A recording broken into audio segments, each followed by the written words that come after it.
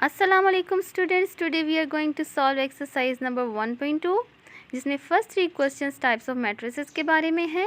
So let's start solving question number 1। In this question we have to identify unit, row, column and null matrices. और इसमें हमें ए से लेके F तक कुछ मैट्रिसेस दिए हुए हैं और इनमें से हमने आइडेंटिफाई करना है। Let's start it. सो अगर आप मैट्रिक्स ए चेक करें तो इसमें सारी एंट्रीज ज़ीरो हैं। तो जब भी ऐसा कोई मैट्रिक्स जिसमें सारी एंट्रीज ज़ीरो हों तो उसको हम नल मैट्रिक्स कहेंगे। तो हम इस तरह से इसके सामने मेंशन कर देंगे कि एक नल मैट्रिक्स है। फिर हम अगर चेक करें मैट्रिक्स बी में क्योंकि एक ही रो है तो वो रो मैट्रिक्स कहलाएगा। इसी तरह सी मैट्रिक्स में एक कॉलम है तो वो कॉलम मैट्रिक्स कहलाएगा। और अगर हम मैट्रिक्स डी चेक करें तो इसके डायगोनल में 1 है। तो जब डायगोनल में 1 होता है और नॉन डायगोनल वैल्यूज़ 0 होती हैं तो उसको हम आइडेंटिटी या यूनिट मैट्रिक्स बोलते हैं।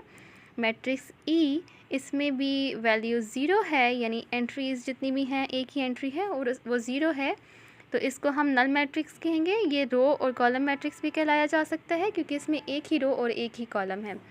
मैट्रिक्स एफ में क्योंकि एक ही कॉलम है तो इसको भी हम कॉलम मैट्रिक्स बोलेंगे। Now come to the second question. In this question we are given with the 6 types of matrices और हमें गिवन मैट्रिसेस में उन टाइप्स को आइडेंटिफाई करना है। अगर हम फर्स्ट वन चेक करें स्क्वायर मैट्रिसेस तो उसमें हम थर्ड मैट्रिक्स भी लिख सकते हैं, फोर्थ भी लिख सकते हैं और एट्थ भी लिख सकते हैं क्योंकि ये तीनों मैट्रिसेस स्क्वायर हैं। इनमें नंबर ऑफ़ कॉलम्स और नंबर ऑफ़ रोज़ इक्वल हैं। इसी तरह रेक्टेंगुलर मैट्रिक्स में हम डिफरेंट लिख सकते हैं, तो हम इनको इस तरह से लिख लेंगे और बाकी भी जितनी भी टाइप्स हैं हम उनको भी इस तरह से लिख सकते हैं। Now if you check question number 3, it is the same as question number 1 and 2. You have to identify diagonal, scalar and unit matrices. तो आप ये खुद सॉल्व करेंगे। Come to the question number 4. Find negative of matrices A, B, C, D and E. तो पहले आपको ये पता होना चाहिए व्हाट इज़ द नेगेटिव।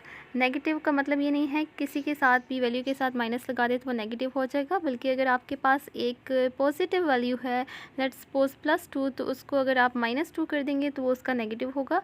और अगर लेट्स सपोज आपके पास +x है या -x है तो उसका साइन चेंज करने से आपके पास उसका नेगेटिव आ जाएगा। सो लेट्स स्टार्ट क्वेश्चन नंबर 4। इसमें हमारे पास मैट्रिक्स ए है 1 0 -1। तो जब हम इसका नेगेटिव ऑफ द मैट्रिक्स लिखेंगे तो हम मेंशन करेंगे साथ माइनस, यानी हम लिखेंगे -a इक्वल्स टू -1 क्योंकि +1 था तो वो -1 हो गया। 0 के साथ कोई साइन नहीं आता, -1 +1 हो जाएगा। इसी तरह अगर हम मैट्रिक्स बी देखें तो मैट्रिक्स बी में हमारे पास जो पॉजिटिव वैल्यूज़ होंगी उनको हम नेगेटिव कर देंगे और जो नेगेटिव वैल्यू -1 है उसको हम पॉजिटिव कर देंगे, तो ये नेगेटिव मैट्रिक्स ऑफ बी हो जाएगा। इसी तरह हम मैट्रिक्स सी, डी और ई का भी नेगेटिव मैट्रिक्स फाइंड कर सकते हैं। नेक्स्ट क्वेश्चन में अगर आप देखें तो वहाँ पे हमने ट्रांसपोज फाइंड करना है। ट्रांसपोज कहते हैं अगर हम किसी मैट्रिक्स में कॉलम्स को रोज़ में और रोज़ को कॉलम्स में शिफ्ट कर दें तो उसको हम ट्रांसपोज बोलते हैं। लेट्स सपोज हमारे पास एक मैट्रिक्स एक्स है, उसमें जो 2 रोज़ हैं अगर हम उनको 2 कॉलम्स में लिख दें तो कॉलम्स ऑटोमेटिकली रोज़ में शिफ्ट हो जाएंगे, तो इसको हम ट्रांसपोज ऑफ एक्स कहेंगे।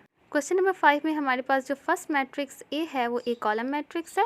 कॉलम मैट्रिक्स को जब हम ट्रांसपोज में कन्वर्ट करेंगे तो ये हमारे पास एक रो मैट्रिक्स आ जाएगा क्योंकि ट्रांसपोज में हम रोज़ को कॉलम्स में और कॉलम्स को रोज़ में शिफ्ट कर देते हैं। तो ए ट्रांसपोज हमारे पास एक रो मैट्रिक्स आ जाएगा। इसी तरह जब हम मैट्रिक्स बी का ट्रांसपोज फाइंड करेंगे तो वो बन जाएगा एक कॉलम मैट्रिक्स क्योंकि ये पहले एक रो मैट्रिक्स था। इसी तरह आप नेक्स्ट मैट्रिसेस की भी ट्रांसपोज फाइंड कर सकते हैं। Now come to the next question, that is the last one. In this question we have to prove that when we take double transpose of any matrix A it comes equal to the matrix A itself. तो part 1 को solve करते हैं जिसमें हम left hand side को solve करेंगे क्योंकि right side पे तो सिंपल मैट्रिक्स ए है। जब हम लेफ़्ट हैंड साइड को सॉल्व करेंगे तो पहले हम लिखेंगे मैट्रिक्स ए। मैट्रिक्स ए को लिखने के बाद हम सेकंड स्टेप में हम इसका ट्रांसपोज लेंगे, रोज़ को कॉलम्स और कॉलम्स को रोज़ में शिफ्ट करके।